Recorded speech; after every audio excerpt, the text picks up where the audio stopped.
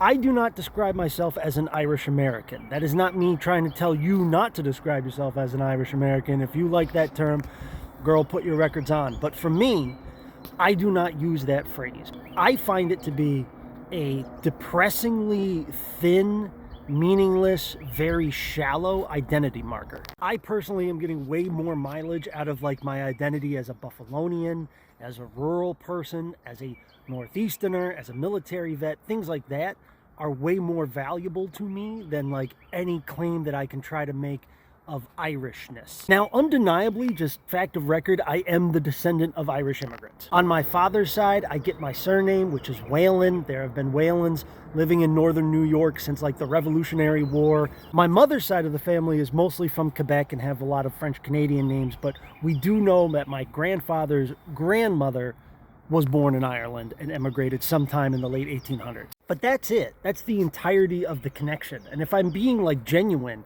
that's not much to build like an identity on. I'm sure I have Whalen cousins in the old country, but like birth records become less and less meticulous the farther back you go.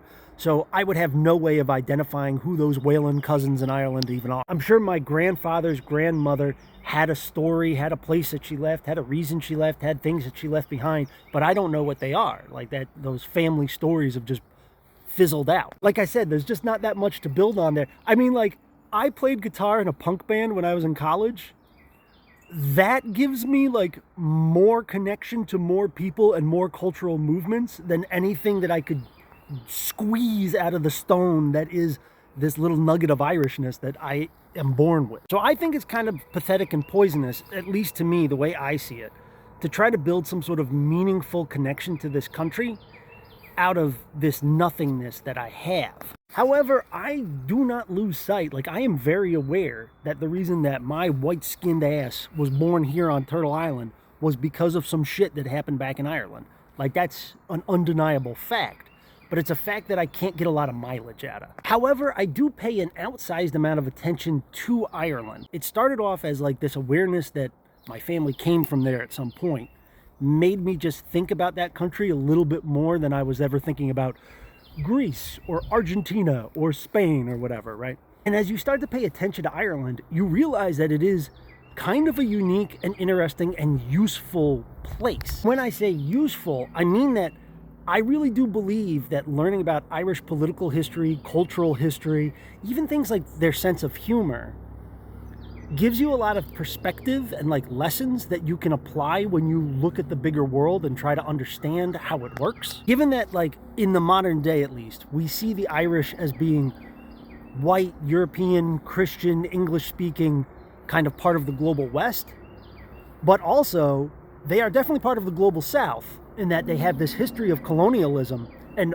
armed resistance against colonialism that just kind of fizzled out in only just like the 1990s, right? Like still in the 90s, there were people joining the IRA. There's also this weird connection to Celtic music that I have. I've been playing bagpipes and tin whistles since I was a little kid. I've been listening to trad music since I was like 9 years old. First concert I ever went to in my life was the Chieftains when I was like 12. In a way that I don't think a lot of people know how to process, this stuff that we call Celtic music is also American folk music. I'm not trying to blow anyone's mind here, but just think about this. If me, a person who was born in the United States, whose parents, grandparents, great-grandparents, yada, yada, yada, were all born in the United States, if my first musical instrument that I ever touched was a bagpipe and a penny whistle, then kind of that makes a bagpipe an American folk instrument.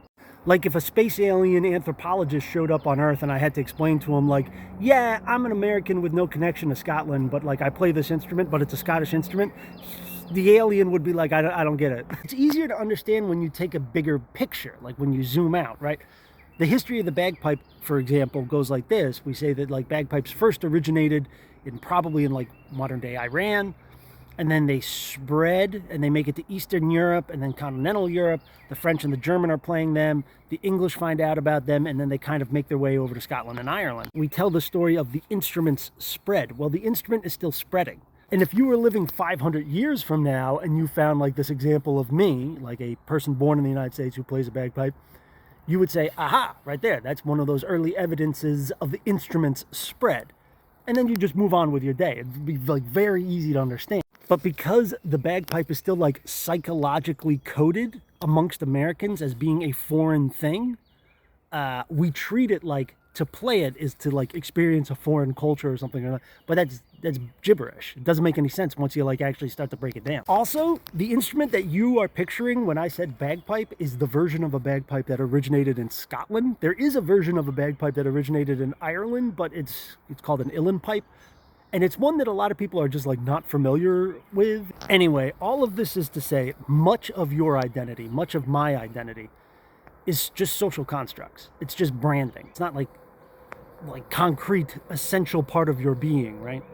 And I have personally found that accepting that and then going on, moving forward and navigating through the world is much more meaningful and like good for my brain than trying to live perpetually in denial of that reality.